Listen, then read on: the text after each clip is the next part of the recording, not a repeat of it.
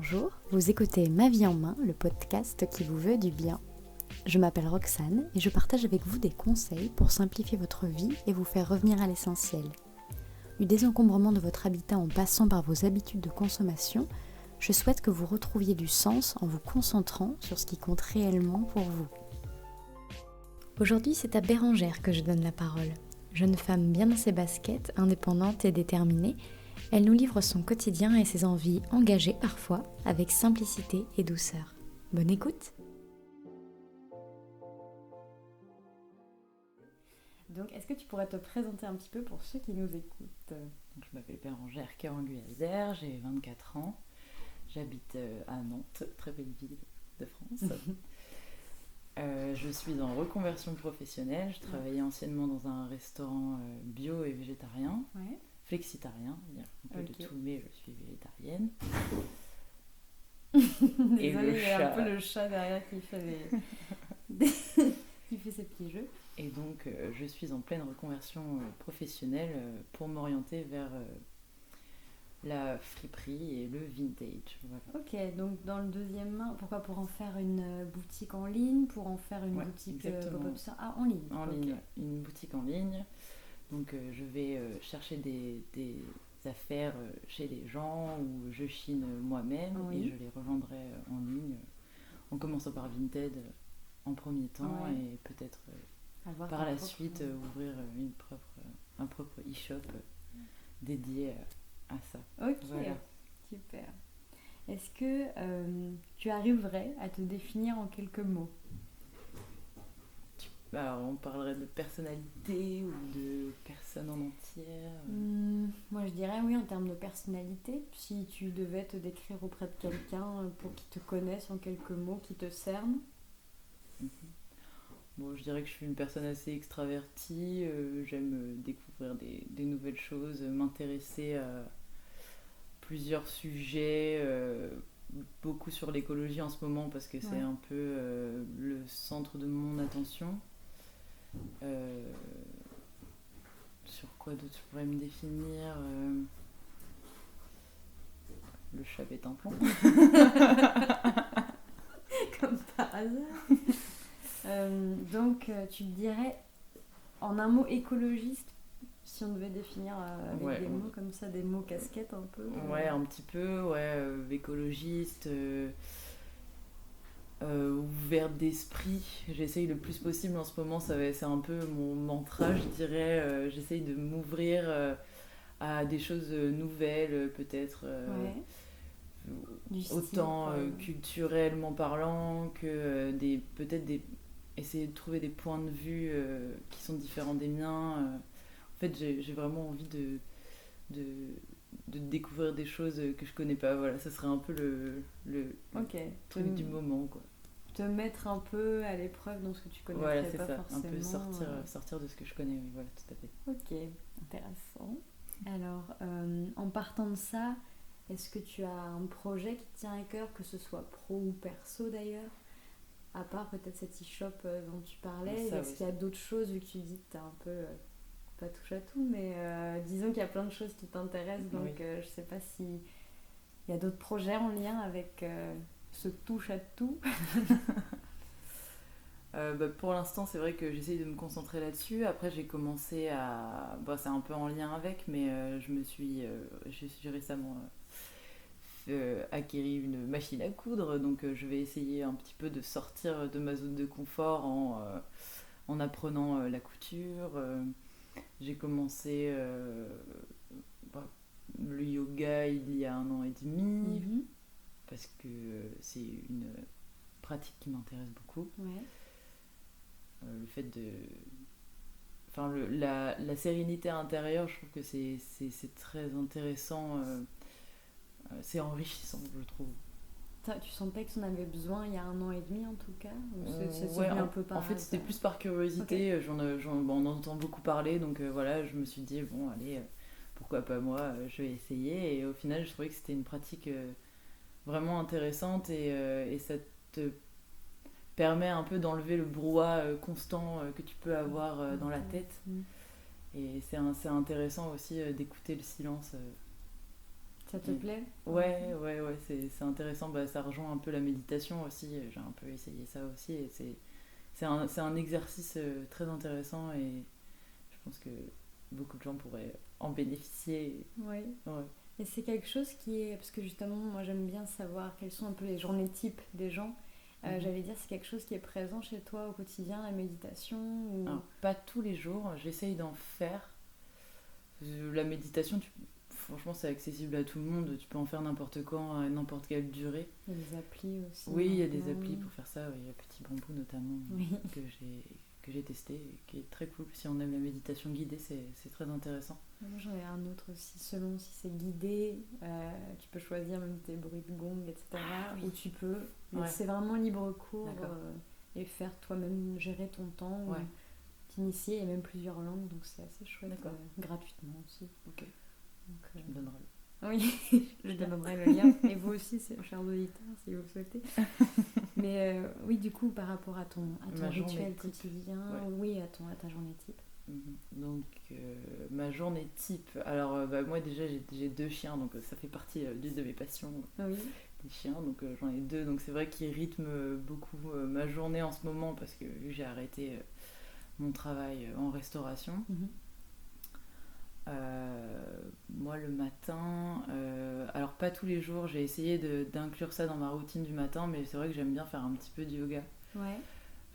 Commencer par peut-être pas longtemps, peut-être un quart d'heure, 20 minutes, juste des fois c'est juste des étirements, c'est vraiment selon comment je le sens, le matin, comment je me sens. Après petit déjeuner quoi. Après sortie des chiens. C'est intéressant d'avoir des chiens parce que ça te sort un peu de cette routine que tu pourrais avoir, mais surtout quand t'arrêtes de travailler, où tu pourrais te dire bon je vais passer ma journée sur le canapé devant des séries. Ça te sort un peu, je sors à peu près 1 heure le matin. Après, moi j'aime beaucoup faire les marchés, donc ça va pas être tous les jours, mais voilà, moi j'aime bien découvrir des nouveaux produits. Alimentaire alimentaire surtout. La cuisine, tu la quittes pas comme ça quand tu as vécu dans cet univers très très intéressant d'ailleurs. Et donc quand tu as vécu dans cet univers-là, moi j'aime beaucoup aller au marché, trouver des nouveaux trucs. Voilà. Tu fais tes petits tests toujours culinaires à la maison? Ouais, toujours. Ça fait toujours partie de mon quotidien. Tu prends le temps de ça. D'autant plus quand tu travailles plus en cuisine, en plus t'as plus de temps chez toi. Enfin, après j'ai eu quand même ce petit laps de temps où je me suis dit c'est bon la cuisine, je coupe un peu. Mais là ça revient petit à petit, essayer de tester des trucs. Surtout dans le végétarisme et dans le véganisme, c'est pas la cuisine qu'on a l'habitude de faire. Tu veux dire naturellement de par notre culture. De par la culture française, t'as pas l'habitude de le faire, et quand tu commences à t'intéresser à ça, il y a plein de... Enfin, tu dois construire ton assiette différemment, redécouvrir des goûts que t'as pas forcément quand tu pars d'une assiette omnivore basique, standard.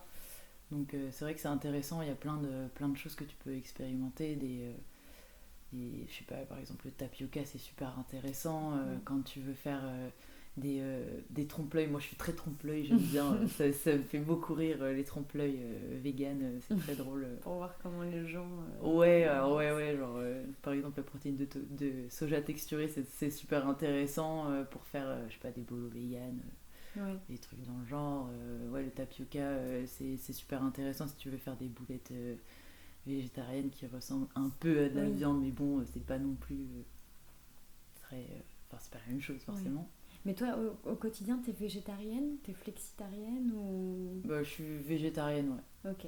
Et c'est, entre autres... Donc, t'étais déjà végétarienne avant, bien sûr, de travailler dans ce resto-là, ou pas forcément? Mais pas longtemps avant, en fait. C'est marrant parce que ça s'est vite enchaîné. En fait, j'ai été végétarienne en lisant un livre qui m'a un peu, je sais pas, fait un déclic, quoi. Ça s'appelle Faut-il manger les animaux? Ok. Et tu saurais dire de quel auteur c'est ou pas? Ah, je me souviens plus. Donc faut-il manger les animaux, ok. Ouais. Et donc ce livre-là, ça t'a fait un... Ouais, ça m'a fait un déclic. Pour tout te dire, je l'ai même pas fini. Mais le début, en tout cas, suffit à ouais, j'ai dû m'arrêter aux 3/4, un truc comme ça. Mais en fait, il a exposé des points... Enfin, c'est même pas te dire, ouais, manger de la viande, c'est mal. C'est même pas quelque chose de d'incriminant, tu vois. C'est vraiment juste... il t'expose des points. Et je trouve que par toi-même, tu te dis, ah ouais, en fait... Celui-là, il est suffisamment impactant. Ouais, tu vois ça, tu te dis, ah ouais, c'est vrai que... on pourrait faire un effort, quoi. Enfin, moi, c'est comme ça que c'est venu, en tout cas, pour moi. Et ouais, du coup, j'ai commencé à être végétarienne en lisant ce livre-ci. Donc du jour au lendemain, ou il y a eu une transition quand même? Non, moi j'ai fait beaucoup de jour au lendemain dans mes trucs. Là, c'était plutôt du jour au lendemain, ouais. Et ouais, parce que c'est marrant, parce que j'avais pas du tout... Parce que je trouve que le végétarien, c'est accompagné du bio, en fait. Voilà. Parce que quand tu manges végétarien, bah, souvent la base, le début, c'est... non, c'est plus tu manges du tofu, quoi. Genre, c'est vraiment le truc, genre tu connais pas le végétarien, tu fais bon, bah ok, bah, je vais commencer par manger du tofu, quoi, parce qu'il me faut des protéines, alors que bon, ouais, c'est un autre sujet. Mais... Et donc, je me suis orientée vers les magasins bio, et du coup, en allant dans les magasins bio, bah, tu commences à dire... à t'orienter aussi, je sais pas, le zéro déchet est venu dans la même continuité, parce que tout est présenté aussi dans ces magasins-là. Et ouais, moi vraiment, le végétarisme a été le point de départ d'une nouvelle, enfin d'une ouverture sur le zéro déchet, le bio, tout ça, quoi. Donc c'est venu un peu en même temps, la nécessité en fait, que ça soit dans un alignement. Voilà, c'est ça. Okay. Et oui, du coup, donc j'ai commencé à travailler dans un restaurant bio 4 mois après, quoi. C'est venu dans la lignée. Ouais. Bah, en fait, ils ont ouvert 4 mois après que je sois devenue végétarienne, juste dans mon quartier. J'ai vu le restaurant s'ouvrir. Je me suis dit, bon, bah, vas-y, je vais postuler. Okay. Et du coup, j'ai commencé à m'occuper de la partie végé et le froid, tout ça. Donc, c'était super intéressant. Et par rapport justement à ton ouverture vers le package, si j'ose dire, le végétarisme, plus de conscience, du coup le bio, du coup le zéro déchet sans doute, est-ce que plutôt le terme minimalisme ou essentialisme, c'est quelque chose qui est lié pour toi avec? Est-ce que ça t'évoque quelque chose en rapport, ou tu te considères... Alors pour moi oui, ça me concerne. Après je les lis pas forcément, enfin chaque personne est différente, oui. Hein, mais non, mais toi justement, qu'est-ce que ça t'évoque? Minimalisme ou essentialisme? Des retours à la simplicité peut-être. Pour moi ce serait ça. Sortir un peu de le système, le système de consommation actuel.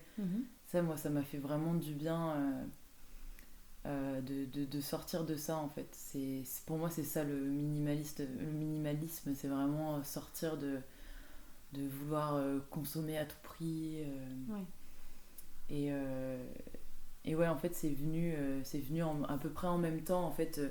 J'ai commencé donc à être végétarienne. Après, j'ai commencé à remettre en cause la façon dont je m'habillais. C'est parti de là, le minimalisme. Donc je me suis renseignée en termes d'éthique? Ouais, en termes d'éthique, ouais. J'ai commencé à moins consommer, faire du tri dans mes affaires.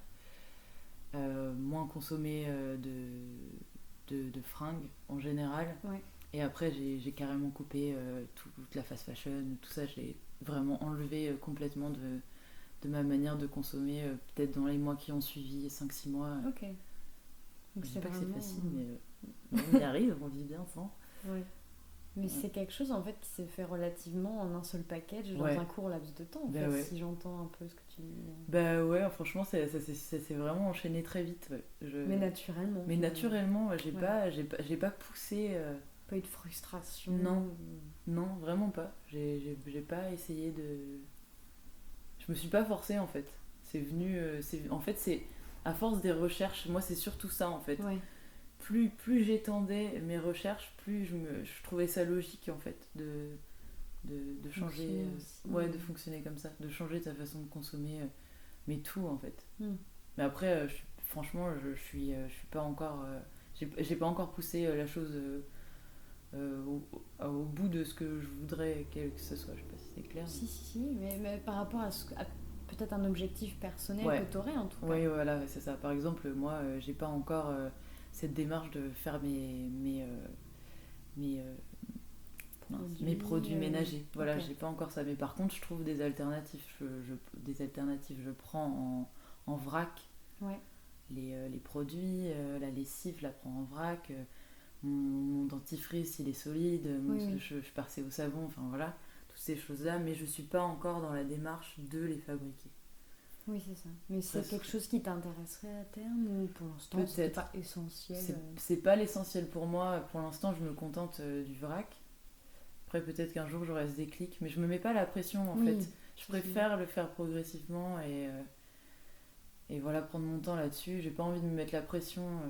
Je dis pas que pour l'instant ce que je fais ça me suffit, parce qu'on peut toujours faire plus. Mais je trouve déjà que c'est un bel effort, quoi, on va dire. Oui, t'as raison de penser comme ça. C'est bien de pas se foutre la pression parce que sinon. Il y a beaucoup de personnes qui n'agissent pas parce qu'ils se disent si on peut pas être 100% vegan ou je sais pas, ou zéro déchet, ce qu'on ne pourra jamais être à moins de vivre dans une forêt sans électricité. Exactement. Autant ne pas agir. Mais c'est dommage parce que je pense qu'il faut toujours nuancer les choses, quoi. C'est dommage de vouloir toujours tout radicaliser. Ou surtout se sentir légitime. Est-ce que je suis écolo, mais est-ce que je suis légitime moi longtemps j'ai eu ce truc-là, de me dire est-ce que je suis légitime là-dedans à parler au nom de... Ouais, j'ai eu ce truc de me dire ouais mais attends, t'as encore, je sais pas, par exemple t'as encore des cotons-tiges chez toi, t'es pas légitime. Enfin, c'est un truc, c'est un tout petit truc, mais tu te dis moi j'ai pas de compost. Donc est-ce que je pousse le truc au bout, quoi. Est-ce que je suis légitime à parler d'écologie si je fais pas ça? Il y a un compost shaming dans le mouvement. Ouais, enfin c'est un exemple, mais il y a plein d'exemples comme ça et en fait au bout d'un moment j'ai décidé de plus me prendre la tête, mais ça vient de toute façon maintenant c'est un peu le truc, je veux plus me prendre la tête, quoi. J'ai envie de m'écouter et de pas avoir cette pression du regard des autres, de me dire bon bah fais à ton rythme et de toute façon déjà rien que faire et d'avoir cette initiative là c'est déjà énorme. Cette satisfaction aussi de faire et de pas parce que tu dis je voulais me foutre la paix, là c'est vraiment ton leitmotiv du moment, et dans toute cette mouvance, est-ce que la question du corps de la femme, parce que toi t'es une femme donc c'est pour ça que je te pose la question, tu l'as remise en question aussi? Ouais, beaucoup. En fait c'est marrant parce que à m'écouter en 2 ans on a l'impression que tout a changé dans ma vie, mais c'est un peu vrai. Mais c'est vrai que pour le corps de la femme, moi j'ai changé ma façon de penser, ma relation au corps a beaucoup changé dans ces années-là aussi. Je me suis beaucoup intéressée au féminisme, à tout ce mouvement-là, comme beaucoup de gens en ce moment, je pense, parce que c'est une question très importante en ce moment. Et oui, ma relation au corps a beaucoup évolué ces derniers temps. Oui, en termes de... j'allais dire... De lâcher prise. De lâcher prise sur certains dictates, par exemple. Ouais, certains dictates, totalement. Comme un exemple, je sais pas, sur la pilosité, par exemple, sur l'épilation, toutes ces questions-là, je sais que moi, je les ai beaucoup remises en cause. J'ai fait beaucoup de tests avec moi-même. Peut-être genre, attends, si je laisse les poils sur les mollets, est-ce qu'il y a des gens qui vont le voir? Et en fait, tu te rends compte que une fois que t'as franchi ce cap-là, tu te dis, mais en fait, c'est toi avec toi-même. Au bout d'un moment, les gens ne te jugent pas parce qu'ils voient des poils sur des mollets, quoi. Oui. Donc, c'est plus les propres limites que tu te mets. Oui. Parce que tu te mets une pression sur les épaules parce que tu te dis, la société n'accepte pas ça. Mais en fait, c'est toi-même qui te mets tes limites. Qui continue d'alimenter ça, alors que si toi-même tu te dis putain mais non en fait moi ça me saoule, j'ai pas envie de m'épiler, tu t'épiles pas et puis c'est tout, quoi. T'es en mode Aujourd'hui, si j'ai envie, je le fais. Voilà, Si j'ai pas c'est envie, plus non. ça, ouais. J'essaye de m'écouter un maximum, quoi. Ouais, c'est important. Ouais. Bah, ça, pour moi, ça va avec toute la démarche ci-dessus, cité, si je puis dire. Ouais. Et du coup, par rapport au minimalisme dont on parlait, ou l'essentialisme, du coup, parce que tu as parlé d'une certaine forme de simplicité, est-ce que tu te définirais comme tel, ou est-ce que tu tends vers ça, ou c'est quelque chose où tu te dis, bah justement, je me pose pas trop la question. Alors, je tends vers ça. Je me définirais pas comme, mais je tends vers ça, ouais. Ok. C'est un objectif pour toi de vivre avec moins? Ouais, clairement, oui, oui, oui. Tu penses que tu te sentirais mieux en possédant moins, ou plus sensé, si je puis dire? Ou tu penses que tu es déjà là-dedans et que ce serait que du plus? Ouais, je pense que ce serait que du plus, ouais. C'est pas, je suis pas, c'est pas un objectif en soi, mais ce serait que du plus. Je pense que oui, ça te... En fait, c'est pas le fait de posséder, c'est plus le fait d'enlever l'acte d'achat compulsif, d'achat pas réfléchi. C'est pas, j'ai pas envie de compter le nombre le nombre de choses que je possède, quoi. J'ai plus envie de réfléchir à ce que j'achète, me dire bon là t'achètes ça, est-ce que t'en as vraiment besoin, enfin, avoir tout ce cheminement de pensée avant d'acheter quelque chose, avant de posséder cette chose. Est-ce que c'est vraiment utile, est-ce que ça va me rendre heureuse quand je vais le voir au quotidien tous les jours dans ma déco, ou je sais pas, dans mon dressing, voilà, j'ai envie d'avoir des choses qui me procurent du bien, du plaisir, voilà. T'es déjà dans ce cheminement de pensée, quoi. Ouais. Et en parlant d'objets, est-ce qu'il y en a un fétiche que tu pourrais pas quitter? Vraiment, ce serait une horreur si on te demandait de t'en séparer. Alors, moi je suis pas très matérialiste, enfin, pas trop, je sais pas si j'ai un objet comme ça auquel je tiens. Un truc, ok. Soit une sorte de passation, ou au contraire quelque chose que vraiment tout le monde ne lui accorderait aucune valeur, mais tu sais pas pourquoi. Toi, cet objet-là, tu le kiffes, quoi. Je sais pas. C'est une bonne question. Une fringue? Une fringue. Non, par contre, il y a une fringue dont je suis très fière d'avoir acheté récemment. C'est une chemise col Claudine très colorée, bleue. En fait, je l'ai vue, c'est de la seconde main, c'est les vintage, et je l'ai vue et je me suis dit, oh, putain, elle est vraiment à l'angette, mais je sais pas si je pourrais la porter. Et en fait, je l'ai vue et je me suis dit, non, mais prends-la.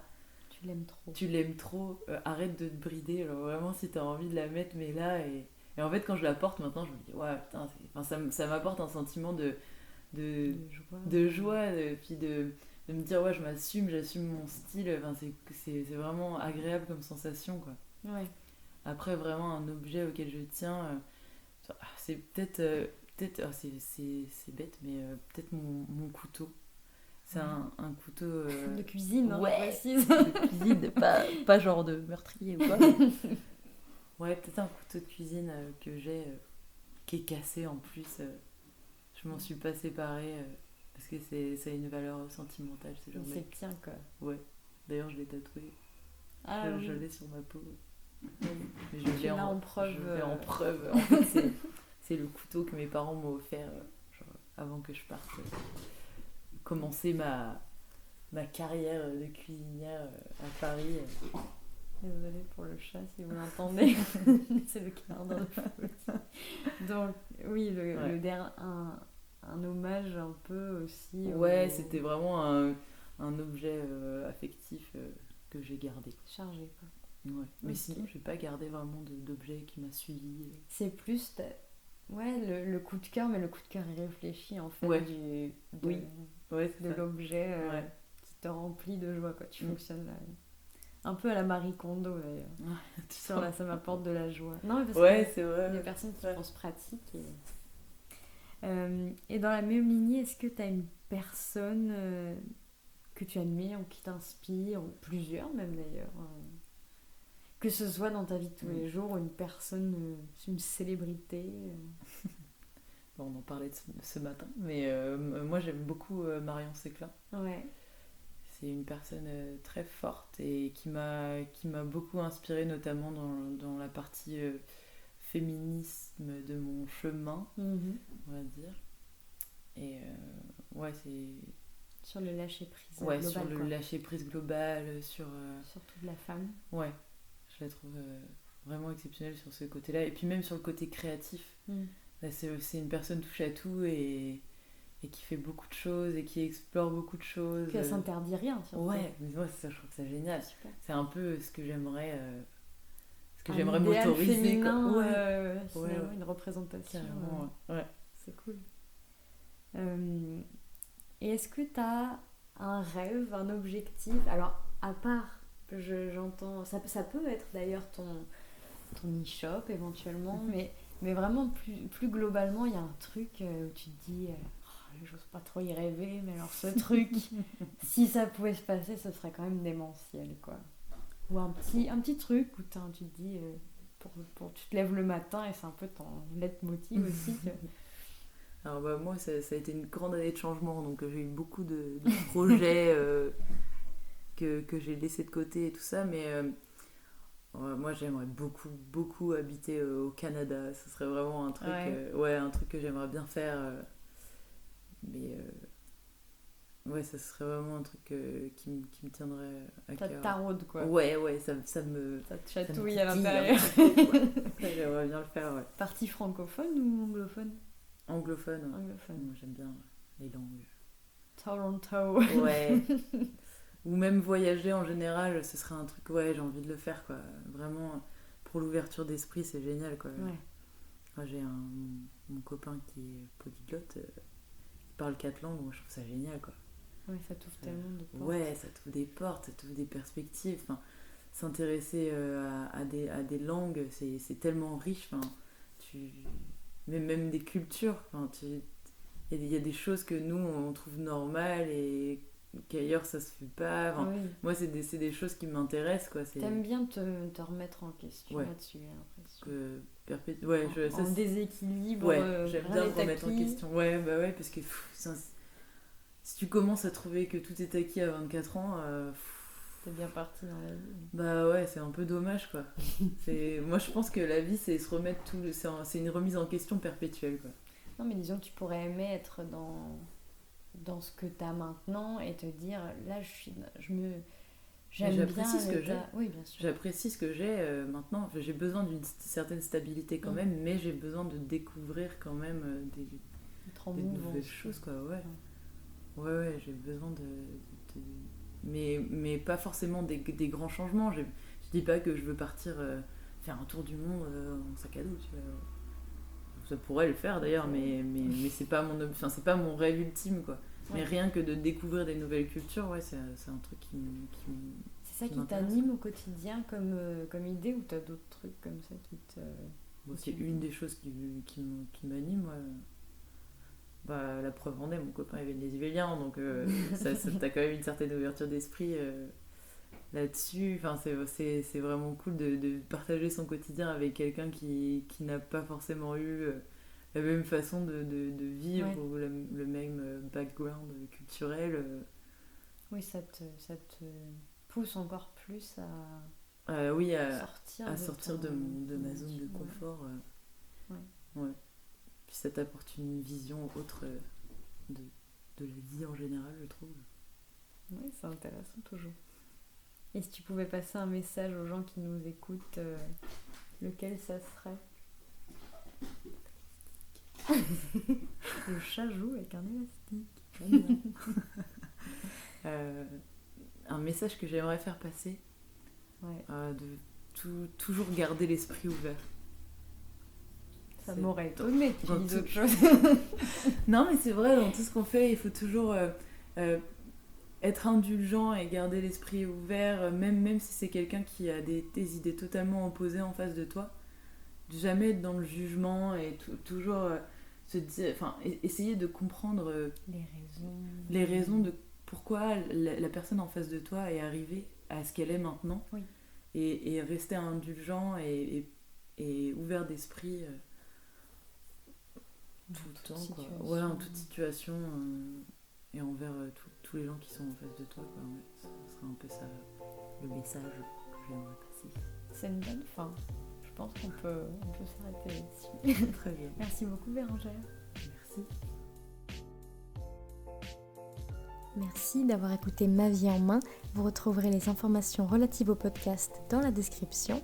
Si cet épisode vous a plu, je vous invite à le partager, à vous abonner via votre plateforme de podcast préférée et à lui attribuer une note maximale.